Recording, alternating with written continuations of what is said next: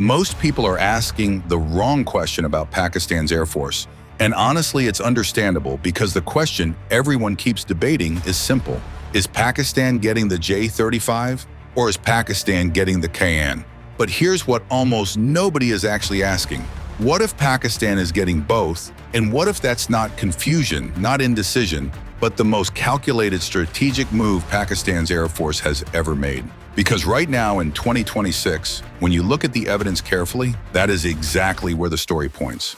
China has reportedly accelerated delivery of J-35 stealth fighters to Pakistan, pushing initial arrivals from late 2026 all the way forward to mid-2026, which analysts are already calling the most significant shift in South Asian air power since India first inducted the Rafale. And at the same time, on the other side of the world, Turkey and Pakistan have announced the establishment of a joint factory dedicated to producing the KAAN, a fifth-generation stealth fighter, built together on Pakistani soil. Two fifth-generation programs, two completely different partners, two completely different strategic purposes, and today we are going to connect every single dot, explain what each aircraft actually brings, why they are not competing with each other, and what this dual stealth strategy tells us about where Pakistan Air Force is genuinely heading by 2030. Stay with me because this story is bigger than most people realize. Section 1. Why two stealth fighters? Before we get into the aircraft themselves, we need to understand the logic behind all of this. Because on the surface, operating two completely different fifth-generation fighters sounds expensive and complicated. The kind of thing only the United States or China could realistically pull off. So why is Pakistan doing it? The answer comes down to three words: sovereignty, flexibility, and depth. And to understand why those three words matter so much to Pakistan specifically, you have to go back to the 1990s. Because Pakistan learned a lesson in that decade that fundamentally shaped how it thinks about defense procurement forever. America cut off Pakistan's F-16 programs overnight. Aircraft that had already been paid for had their deliveries stopped, spare parts were blocked, and Pakistan's most advanced fighters were grounded, not by an enemy in combat, but by a supplier's political decision made thousands of miles away in Washington. That experience never left Pakistan's defense establishment, and it explains everything about the dual-track strategy we are seeing today. Pakistan Air Force is now actively pursuing two parallel development pipelines, maintaining both simultaneously to ensure flexibility in selecting the architecture that best balances performance, sovereignty, and long-term affordability. And crucially, this is described by defense analysts as deliberate competition, not wasteful duplication. If one program faces delays, sanctions, or political complications, the other one continues without interruption. If one aircraft proves better suited for a specific mission profile, it flies that mission. And if both programs ultimately deliver, Pakistan ends up with a layered fifth-generation capability that almost no air force outside the 5 permanent members of the UN Security Council can come close to matching. Now let's just look at each aircraft individually, starting with the one that is closest to actually arriving. Section 2. The J-35, the Chinese stealth leap. The J-35 has been dominating South Asian defense headlines for the past 18 months, and the reason is simple. Pakistan's acquisition plan centers on an initial batch of 4 to 12 aircraft, with the broader program potentially growing to 40 jets, which would position the J-35 not as a trial purchase, but as a genuine long-term cornerstone of Pakistan's Air Force. Now, what does the J-35 actually bring to Pakistan in practical terms? The first thing is genuine stealth, not stealth light, not reduced radar cross-section as an afterthought, but a platform designed from the ground up with internal weapons bays, canted vertical stabilizers, trapezoidal wings, and radar-absorbing composite materials built to be as invisible as possible to conventional radar systems.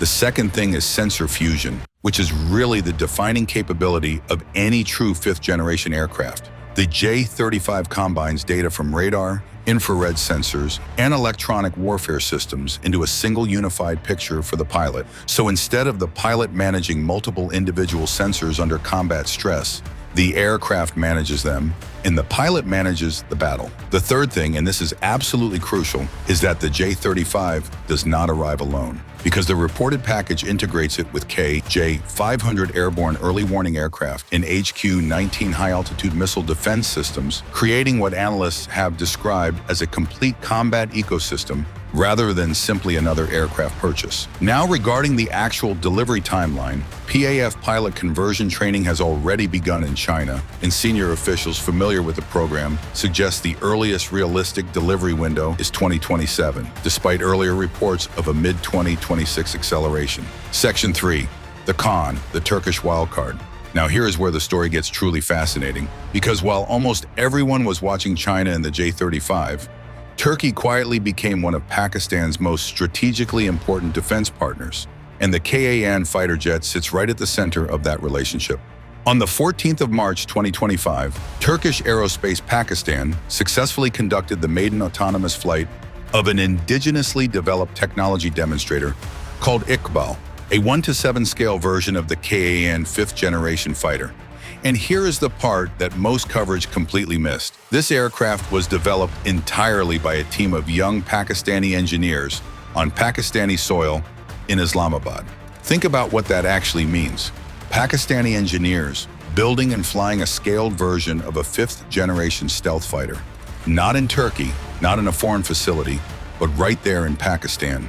This is not Pakistan buying an aircraft off a shelf and learning to operate it.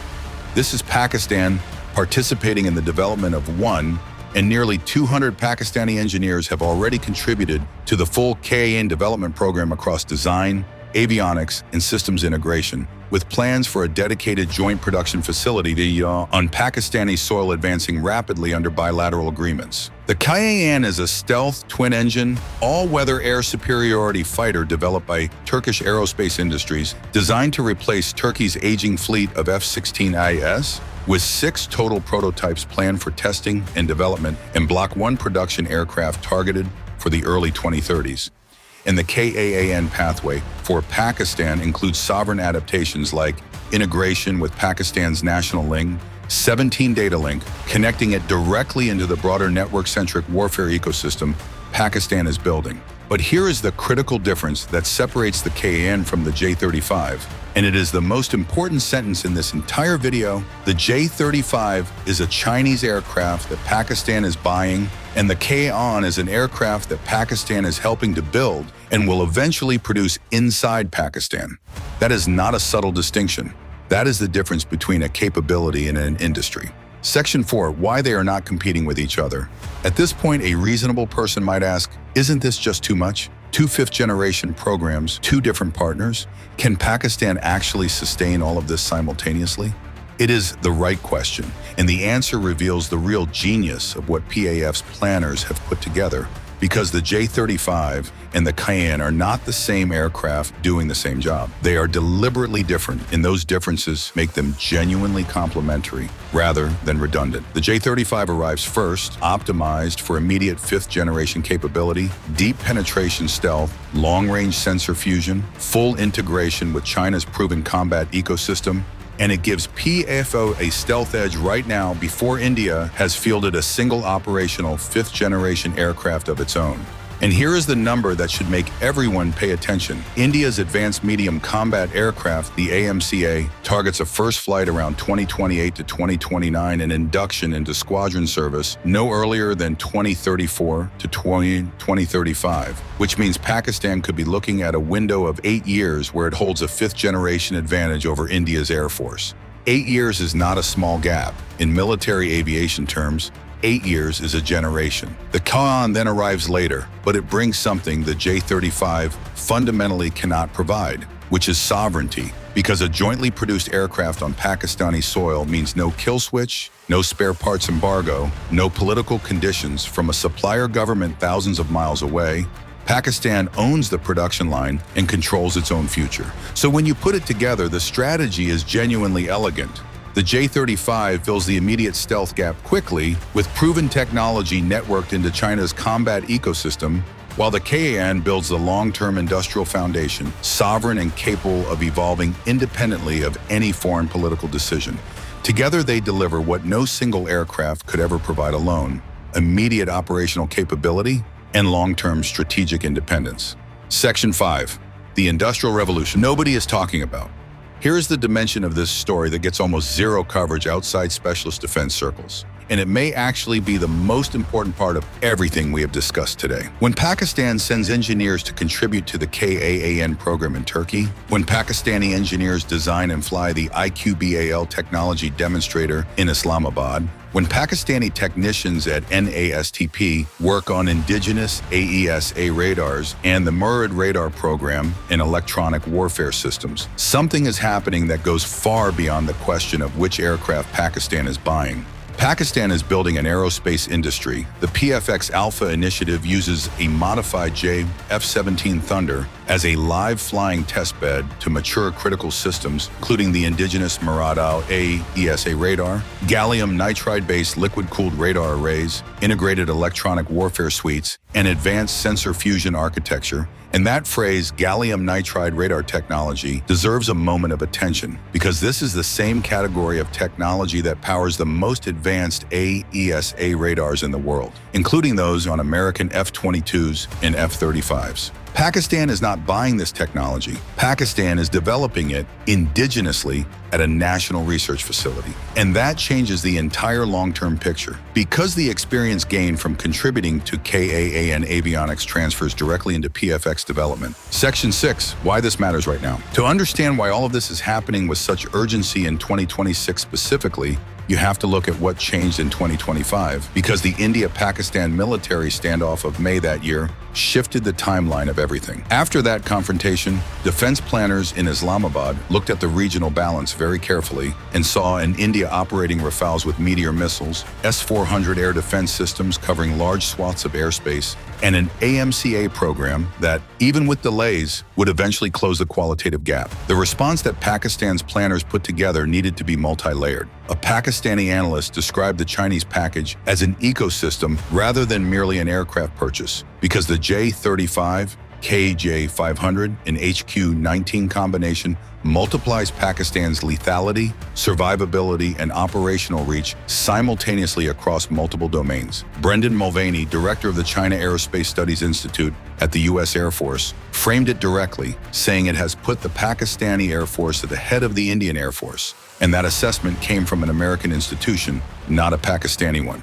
But what makes Pakistan's position uniquely powerful is that the KAAN relationship ties it to Turkey simultaneously. A NATO member with access to Western aerospace technology, manufacturing standards, and international export networks that China simply cannot replicate, which means Pakistan is not choosing between East and West. It is strategically positioned between both, extracting maximum benefit from each relationship while remaining genuinely dependent on neither. So when you bring everything together, the picture that emerges is remarkable in its scope.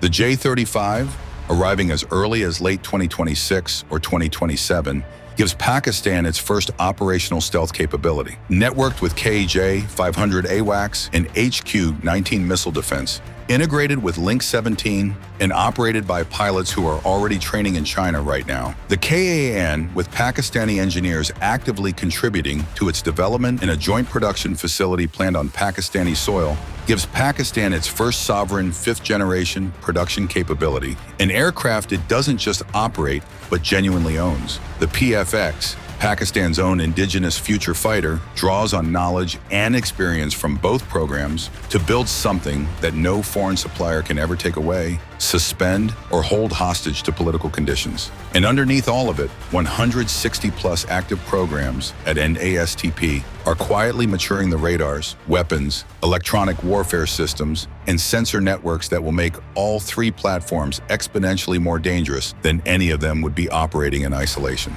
Pakistan is not playing catch-up, it is building a system, a layered, diversified, sovereign aerospace ecosystem designed to be not just relevant in 2026, but dominant in 2035, incredible in 2040 and beyond. The question that regional military planners are now genuinely wrestling with is no longer whether Pakistan Air Force is modernizing, because that debate is over. The question now is how far ahead it will be by the time the rest of the world finally realizes what Pakistan quietly built while everyone was looking elsewhere.